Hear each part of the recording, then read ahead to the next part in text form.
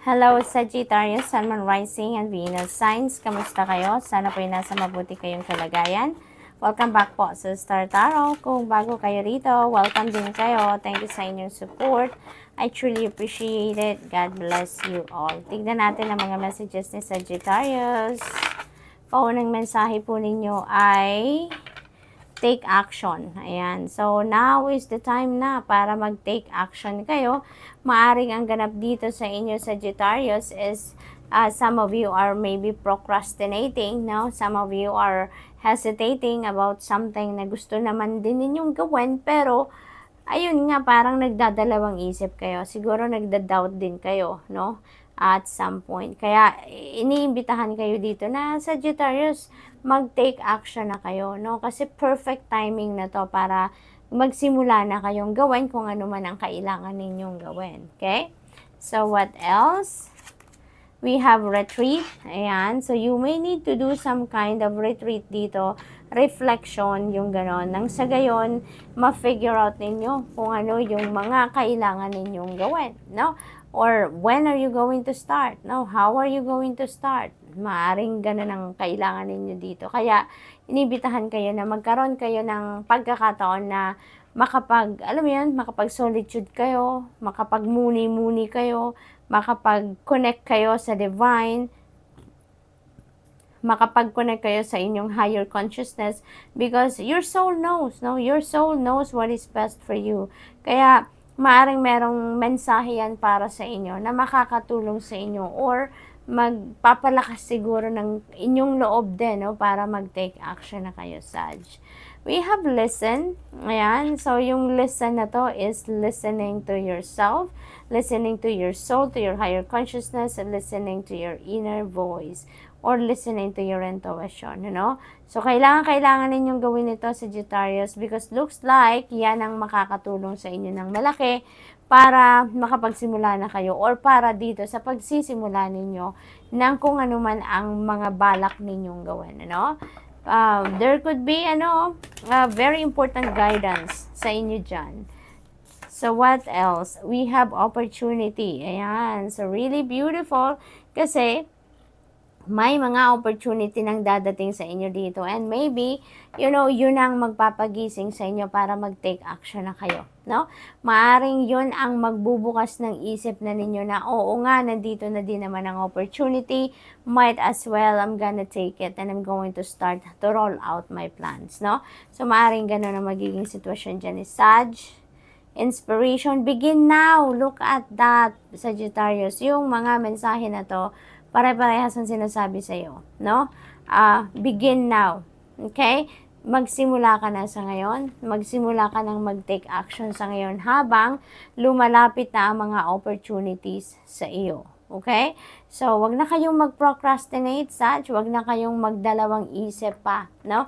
Kasi looks like handang-handa na ang lahat. The divine universe has lined up already, no? Everything that you may need dito sa inyong endeavor na ito. Kaya, magsimula na kayo. What else? We have bright future. Ayan. So, magsimula na kayo dahil yung bright future ay naghihintay na sa inyo. With all these things na kailangan ninyong gawin or itong mga sisimulan ninyong mga endeavor na to, that is going to lead you to that bright future is what I'm picking up dito, Sagittarius. Kaya might as well start now. Diba? Huwag na kayong maghintay ng iba ang gagawa niyan para sa iyo because it has to be done by you. So, what else? Sag, Knight of Pentacles, talagang mabagal ngayon si Sagittarius. Si Knight of Pentacles, mabagal na energy to because this is a Pentacle energy. So, siya yung pinakamabagal, no? At kaya naman siguro, kaya kayo siguro hindi pa rin masyadong nagdedesisyon na mag-take action is because maybe you're still, yung parang pinagmumuni-munihan nyo talaga ng todo-todo ang mga gagawin ninyo. Maaring talagang pinaplano ninyo, gusto ninyo na magsisimula kayo ng endeavor na to, planchadong-planchado ang lahat, no? Parang gusto ninyo na talagang maayos ang planado talaga ang bawat step na gagawin niyo. Maybe you're going to take action dito, but with caution, no? Sagittarius, with caution ang galaw ninyo dito, parang kalkulado ang bawat step, no, na titaken ninyo dito, which is really good din naman, di ba? Para sigurado talaga kayo. Kung hindi man umubra, hindi kayo, alam mo yun, yung parang kung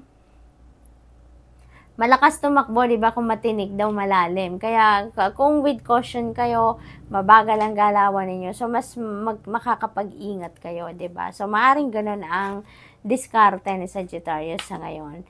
Ace of Swords energy, very good energy, no? This is a new beginning energy din. So, marami na talaga dito. Merong begin now, meron tayong Ace of Swords, which is also a new beginning energy. So, definitely, ang iba sa inyo dito, gagalaw din, no? You're really going to take action din. Pero, yun nga, mabagal, slowly but surely dito ang strategy ni Sag, no? Which is good, no? Which is good. Sa Ace of Swords, there are a lot of information, a lot of inspiration dito, information na parating sa buhay ninyo, Sagittarius. And that feels like, yun din ang isa sa mga rason siguro kung bakit kayo magte-take action din, no? Kasi malilinawan na din ang inyong kaisipan.